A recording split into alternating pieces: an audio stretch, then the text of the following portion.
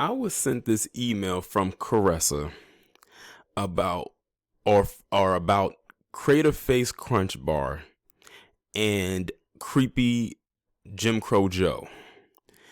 And what I'm about to tell you is going to prove without the shadow of a doubt that not only is this woman an extreme mammy, but it also proves the statement that she made a couple years ago saying that it's not her job to go after white men to be more than accurate. 110%. So this article is coming from HuffPost and the title reads, Me Too founder Tarana Burke, Biden can be accountable and electable. Do you want to know why I say I do not take these Me Too heifers seriously whatsoever?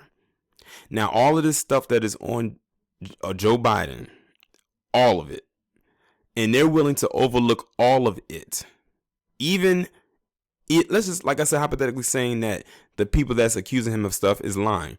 When it came to Bill Cosby, we know most of them were pretty much all of them were lying, but they still went after him anyway. R. Kelly, same thing. But when it comes to Joe Biden, they're not doing that. Why? Because they hate Trump so much that they want him out, and they will put a person in who has a very, very shady past, whether Me Too related or just shady overall related, into office just to get 45 up out of there. It doesn't surprise me in the least bit that she's jumped on the bandwagon. She says he can be accountable and electable. Here's the thing. He's not going to be accountable because you're constantly allowing him to just get away with it. Let me go ahead and read this crap. The founder of the Me Too movement spoke up on Tuesday to explain what she believes is an inconvenient truth about the sexual assault allegations against Joe Biden, the presumptive Democratic presidential nominee.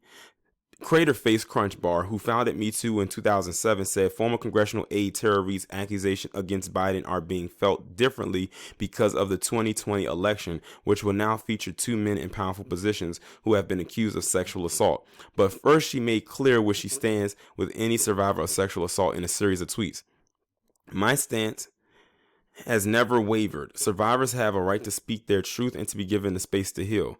The inconvenient truth, Burke added, is that the story is impacting us differently because it hits at the heart of one of the most important elections of our lifetime. And I hate to disappoint you, but I don't really have easy answers. In other words, when she says inconvenient truth, she really is calling this woman a liar. What she's saying isn't true, even though it could possibly be true.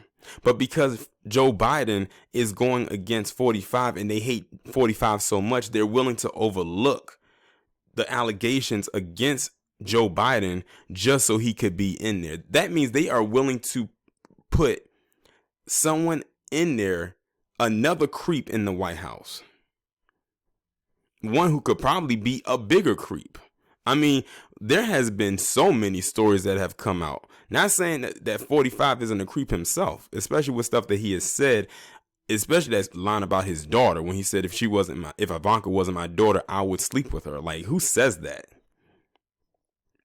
But the fact of the matter is that if you're going to be one way to somebody, you can't be partial to another just because you don't like the first person. But none of these Me Too heifers have really denounced this man. And to go off a little bit off topic, I recently heard that Alyssa Milano now, I guess, is in her own little way denouncing Joe Biden. I don't know how true that is, to be honest. I don't think it's even accurate.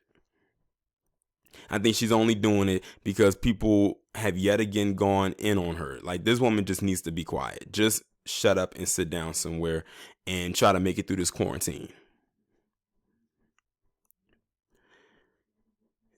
Reed is one of 8 women who have come forward to accuse Biden of touching them inappropriately at various times in his political career. Reed then said Senator Biden assaulted her in 1993 while she was serving as an aide. In a podcast interview with Katie Halper in March, Reed said he kissed her and penetrated her with his fingers without her consent. Reed told Halper that she pushed Biden away, which allegedly prompted him to say, "Come on, I heard you liked me. Then Reed said Biden pointed at her and said, you're nothing to me. The accusations come as Biden recently became the last Democrat standing in the race for the party's presidential nomination. His campaign denied the claims against him in a statement to HuffPost late March. Women have a right to tell their story, and reporters have an obligation to rigorously vet those claims, Biden spokesperson Kate Bedingfield said in a statement to HuffPost at that time. We encourage them to do so because these accusations are false. On Twitter, Burke said Reed, like other survivors, has had to rely on journalists and mainstream media to have their voice in accusations heard, precisely because the systems for survivors are not in place. Burke then suggested that Biden could be both accountable and electable for Democrats in the 2020 election, adding that the former vice president faced a learning curve when it comes to respecting women's boundaries. Has he? The defense of Joe Biden shouldn't rest on whether or not he's a good guy or our only hope. Instead, he could demonstrate what it looks like to be both accountable and electable, meaning at minimum acknowledging that his demonstrated learning curve around boundaries with women at the very least left him open to the plausibility of those claims. No matter what you believe, we're allowed to expect more of the person running for U.S. president. Burke also suggested that the current judicial system doesn't allow for a transformative approach to dealing with claims of sexual violence that supports both accountability and healing. Some activists have criticized what they see as a lack of support for Reed and a failure to strongly condemn Biden in the weeks that follow her decision to describe the alleged assault in full detail. When Dr. Christine Blasey Ford was defending herself to Congress after alleging the then Supreme Court nominee Brett Kavanaugh had assaulted her in the early 1980s, many members of the Me Too movement stood behind Ford and offered full-throated support. See, they tell on themselves every single time. It's because they don't like Brett Kavanaugh.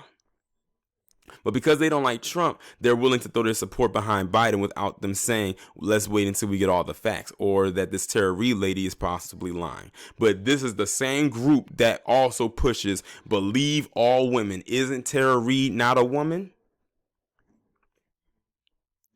It says, days after Kavanaugh was confirmed as a justice, Burke wrote Ford a public letter praising her heroism and ability to face the patriarchy with no weapons other than her voice, her body, and the truth. Actress Rose McGowan, who emerged as an outspoken advocate for the Me Too movement in 2017, aired her concern on Twitter this weekend. Where are the quote-unquote, where are the hashtag silence breakers? Where is Tarana Burke? Where is Me Too?